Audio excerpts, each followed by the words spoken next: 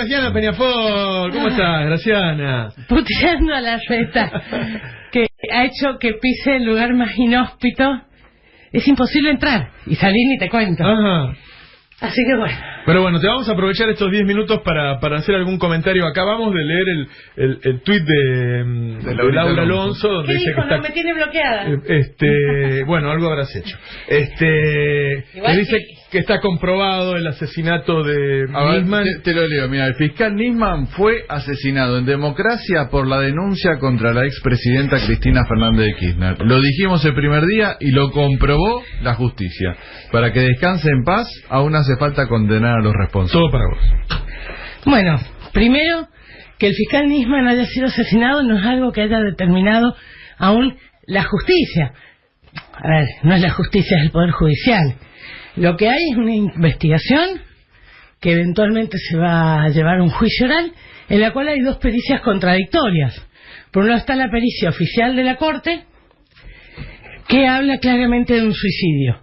Por otro lado hay una pericia muy particular, porque le hizo Gendarmería, que no hace este tipo de estudios, que es una autopsia, que habla de un asesinato. Es tan particular la pericia de Gendarmería, que la primera cosa rara que pasó es que Clarín publica que la pericia de Gendarmería va a decir que Nisman fue asesinado antes que la pericia empezara.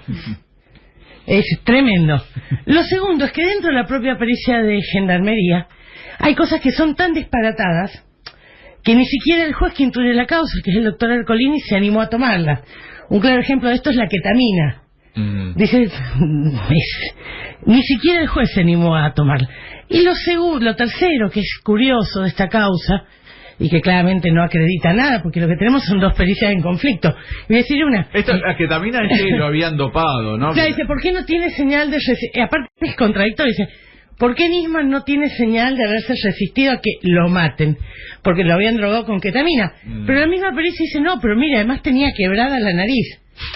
Lo extraño de la pericia de Gendarmería, de la autopsia hecha por Gendarmería, es que es un caso de autopsia sin cuerpo. Porque lo hicieron en base a fotos, claro, videos y extractos de tejido. Los únicos forenses que estuvieron con el cuerpo y que hicieron con la muerte de Nisman, con el cuerpo fresco, digamos, fueron los peritos de la Corte. Los mismos peritos que determinaron que la muerte de Santiago Maldonado había sido un ahogamiento. Claro. Aparte, una Corte que hace 4.000 autopsias al año. O sea, frente a una Gendarmería que hizo una autopsia en su historia, esta. Ahí está. Pero bueno, más allá de eso, no está comprobado en el Poder Judicial. Lo que hay son dos disputas, dos pericias en disputa. Claramente se analizará cuál de las dos es válida. Y aparte es un caso muy extraño de homicidio, en el cual no sabemos ni quiénes son los autores materiales, ni quiénes son más allá de las suposiciones que todo el mundo tiene, ni cuáles son los autores materiales, ni cuáles son los autores intelectuales, ni específicamente por qué lo mataron, en una causa por demás discutida. Yo creo que hay una necesidad. Yo vengo viendo toda esta semana cómo han intentado armar la operación aniversario de la muerte de Nisman, y claramente hay un intento de instalación del discurso de que a Nisman lo mataron. Y yo te voy a decir lo mismo que discutía hace unos días con Waldo Wolf, en Twitter, por supuesto, donde él emplaza un video diciendo a Nisman lo asesinaron. Yo puedo entender que Waldo Wolf tiene un libro escrito sobre el supuesto asesinato de Nisman. Ahora, en el video él emplazaba la imagen de dos personas que en esa causa no están acusados de asesinato. Le dije, mire, diputado, lo que usted está haciendo es acusando de un delito del cual ni siquiera el Poder Judicial ha acusado a estos dos señores. No están acusados de homicidio. A mí me parece que hay una construcción clara de Nisman asesinado. También me parece que hay un enorme trabajo de un montón de periodistas. No me quiero olvidar porque a veces me olvido y está mal. Darío Villarruel, el primero Tuni Coleman, Irina Hauser, Néstor Espósito. Y yo señalo siempre, lean el libro de Pablo Dugan, porque Pablo Dugan no era kirchnerista. Ni siquiera, de hecho, era un Ni lo es. Ni lo es. Y es un fuerte detractor. Ahora, Sí. Pablo Dugan tomó el expediente, analizó el expediente y se dio cuenta que inclusive él había dicho cosas inexactas como periodista respecto a la muerte de Nisman, porque el expediente es tan claro de que se trató, por lo menos en mi opinión, se trató de un suicidio. Además, algunos de los actores mienten. Digo, Stornelli, que es el fiscal de la causa Cuadernos, estuvo con Nisman. Y la verdad es que Stornelli dijo, yo lo vi muy mal. O sea, todo está así. Cuando uno ve los mensajes que intercambió Nisman con su ex mujer horas antes de morir, eran los mensajes, él mal le dice, yo estoy mal y encima vos me haces esto.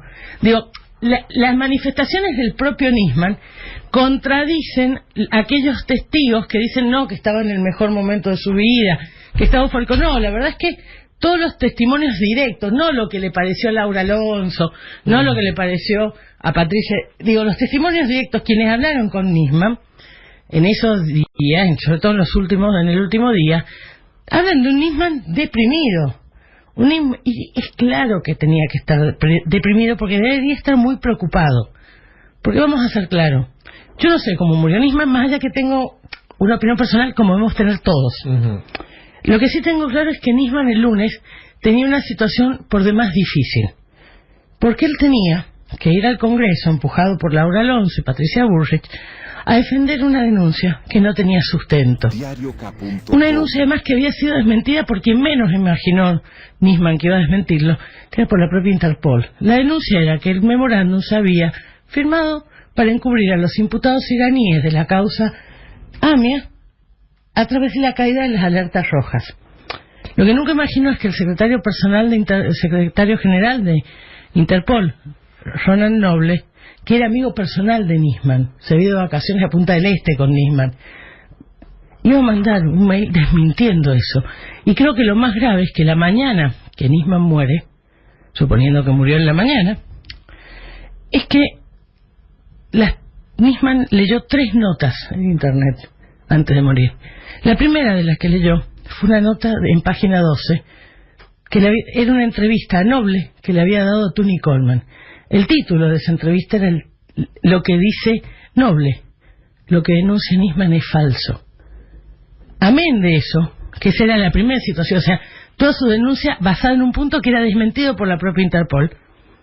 El segundo punto que tenía es que Nisman tenía cosas que no quería que se supieran. Algunas de esas cosas que no querían que se supieran tenía que ver con el manejo de su vida económica y los fondos de la causa AMIA. Porque la verdad es que Nisman tenía una fiscalía especial que recibía fondos millonarios por una investigación que él no había hecho avanzar. De hecho, había restos de una víctima que finalmente se la identificó la fiscalía que sucedió a Nisman. Él no había logrado hacer avanzar eso porque había usado esa fiscalía como manera de financiar un estilo rumboso de vida y además para financiar sus aspiraciones personales dentro de alguna determinada posición. Y lo otro, y él tenía mucha preocupación que eso se supiera, y por eso era su preocupación que lo removieran de la UFIAME, pues el que venga, cuando vea el avance de la investigación y cuando vea la administración de los fondos, se va a dar cuenta que acá hay algo que no está bien. Y te voy a dar un ejemplo de la administración. Nisman vivía en un departamento en Puerto Madero, un carísimo departamento, que hoy nadie quiere comprar, pero que no pagaba el alquiler. ¿Cómo pagaba el alquiler? Tenía contratada a la hija del dueño del departamento. Nadie sabe para hacer qué tarea. El auto que usaba, que era un Audi, tampoco era de él.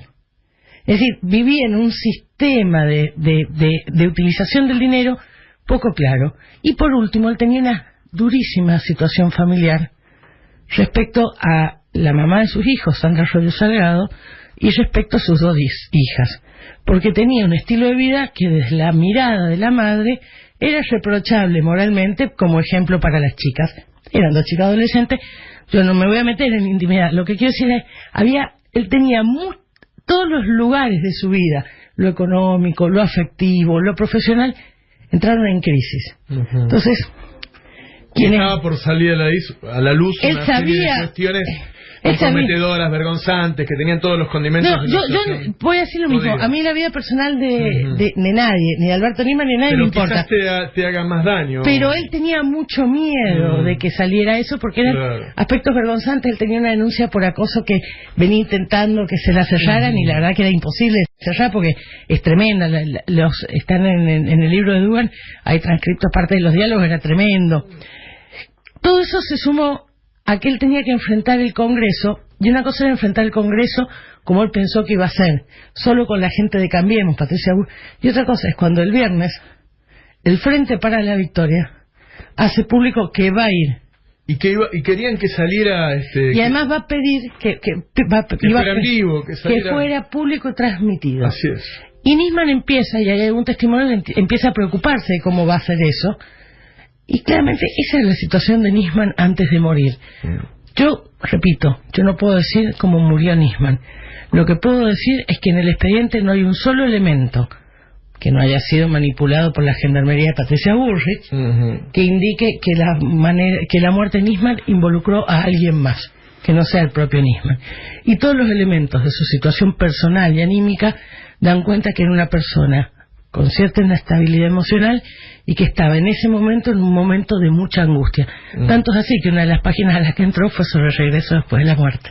Claro.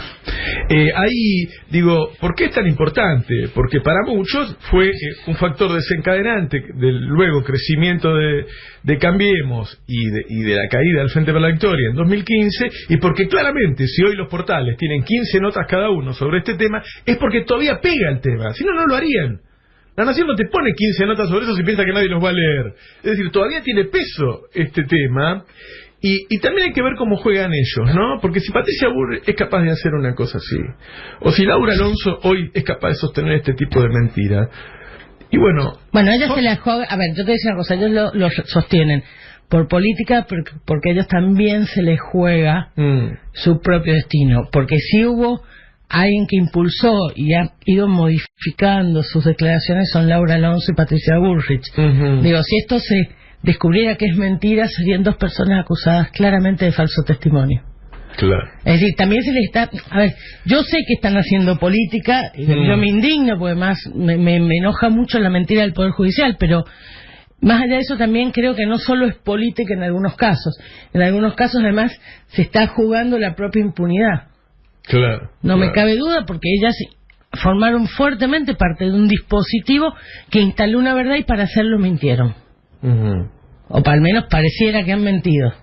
Digo, no sabemos a ciencia cierta. Te voy a dar un ejemplo sencillo. ¿De qué hablaban en las llamadas reiteradas con Patricia y con Laura Alonso, de Nisman? ¿De qué hablaban? No sé. Bueno, nadie sabe. ¿Qué fueron las otras llamadas? Hay una serie de llamadas cuyo contenido no conocemos, que son importantes. Algunas de esas llamadas son las que tuvo Nisman antes de morir con algunos sectores y algunos señores que trabajan en servicios de inteligencia. Tal vez sería importante que también declaren ellos y digan de qué trató esa llamada. Claro. Y ver si efectivamente, porque Nisman era un señor que vivía rodeado de servicios de inteligencia, si realmente no hay grabaciones de lo que se habló. Yo lo dudo. Me cuesta mucho creer que un señor que tenía servicios de inteligencia que conocía y servicios de inteligencia que no conocían y que también estaban, haya estado en una situación de desprotección que haya permitido matarlo. Si hasta tenía un espía que él no sabía que era espía cuidándolo. Y también es mucho más factible que todas esas conversaciones de Patricia Bullrich, de Laura Alonso, de Celestiuso, de los que sean, estén grabadas. A mí no me cabe duda. Claro. Digo, si vos me preguntás a mí, que no soy Nisman, y tengo que apostar si están grabando todo lo que digo todo el día o no, escuchar, si me lo hacen escuchar muchas veces lo que digo, para que me quede claro que me están escuchando. Entonces, yo que soy un 4 de copas, digo, me estarán, a veces me lo pregunto. Todo el tiempo. Y yo digo, vos sos un super periodista, no es mi caso, yo soy una abogada. Escúchame todo. Pero Aparte, no solo nos escuchan, viven invirtiendo en tecnología para espiar. Claro. Cada 4 meses nos enteramos de algo o para intervenir. Bueno, hace WhatsApp. poco Por el eso. perro Berbisky contó, habían comprado una super máquina. Exactamente. ¿No? Para escuchar Exactamente. todo. ¿Cómo no va a estar grabado todo eso? Uno supone que algún día nos enteraremos de todo eso. A Bueno, veces uno se aparte entera tarde. hay cosas tremendas. Esto me lo contó Miriam Bregman. Cuando ellos pidieron para una situación de represión social los antecedentes de ciertos militantes que tenía la CIDE de la época del proceso, les llegaron los antecedentes actualizados. Ujú. La CIDE seguía haciendo los mismos reportes sobre la gente ya en plena democracia. Claro, Digo, claro. me parece que yo tengo una posición personal respecto a los servicios de inteligencia. Creo que los servicios de inteligencia tuvieron mucho que ver con la muerte de Nisman, tuvieron mucho que ver con grandes desgracias de la Argentina, entre ellos no haber podido evitar el atentado a la AMIA. Pero más allá de eso, creo que hay que disolverlos. Hoy no tiene mucho sentido. Y cada vez que pateas un hormiguero de algo oscuro, aparecen los servicios de inteligencia, ya no como mitología popular. Pues cierto, a la gente le encantan las teorías conspirativas, esto fue la CIDE. Pero más de eso, cuando vos vas a tribunales y empezás a ver los nombres, a la larga, en toda causa oscura, aparecen los nombres vinculados directamente a los servicios de inteligencia y a la peor parte de los servicios de inteligencia, que es los que hacen las tareas ilegales, porque el problema de los servicios de inteligencia no es que no hacían su trabajo en pos de la seguridad nacional. Lo peor de los servicios de inteligencia es que funcionaba como una empresa de tareas ilegales pagadas por el Estado. Uh-huh. y ese trabajo conjunto, esa promiscuidad con el periodismo que hay es Y impresionante. con los servicios de inteligencia extranjeros. Claro. Porque no solo son los propios, el problema no solo son los propios, el problema es también cómo la Argentina ha sido mapa de un juego geopolítico en el cual jugaban servicios extranjeros. Y eso es mucho más peligroso porque es una resignación imperdonable de la soberanía y la autodeterminación política del país.